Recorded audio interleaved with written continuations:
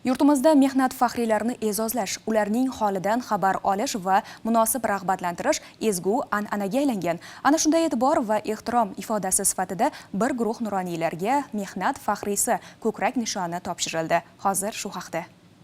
Prezidentimizning tegishli farmoniga asosan 52 nafar vohadoshimiz mehnat faxriysi ko'krak nishoni bilan taqdirlandi.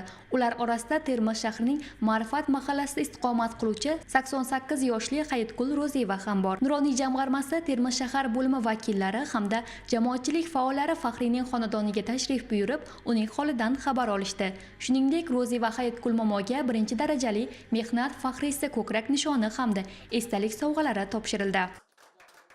Bugun mana muhtaram prezidentimiz tashabbuslari bilan tashkil bo'lgan mehnat faxriysini topshirish marosimi bo'lib o'tdi kecha. Ayrim mahallamizda istiqomat qilayotgan mehnat faxriysi ko'krak nishoniga taqdirlangan yotib qolgan nuroniylarimizni xonadoniga kelib, ularni mana shu prezidentimiz nomidan mehnat faxriysi ko'krak nishonini bugun ayajonga topshirdik. Yoshlarning tarbiyasida mana nuroniylarimizning rollari juda katta.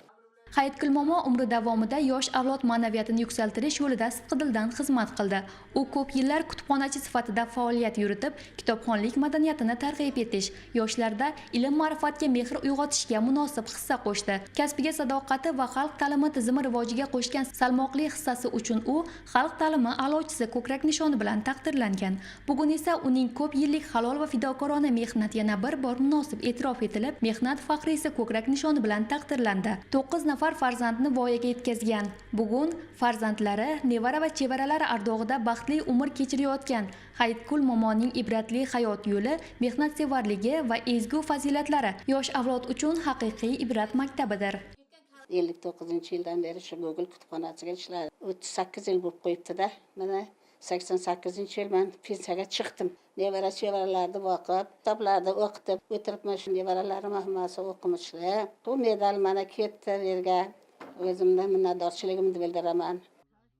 Viloyatimizda mehnat faxriysi ko'krak nishoni bilan taqdirlanganlar safida Angor tumanining Yuqori Tallimaron mahallasida istiqomat qiluvchi 101 yoshli Marziya Hamrayeva ham bor. Bir asrdan ziyod umr ko'rgan onaxon xonadoniga tashrif buyurildi. Tantanali uchrashuvda unga birinchi darajali mehnat faxriysi ko'krak nishoni hamda esdalik sovg'alari topshirildi. 5 nafar farzandni tarbiyalab, umrini halol mehnat va oila farovonligiga bag'ishlagan onaxon bugun farzandlari, nevara va chevaralari ardog'ida hayot kechirmoqda.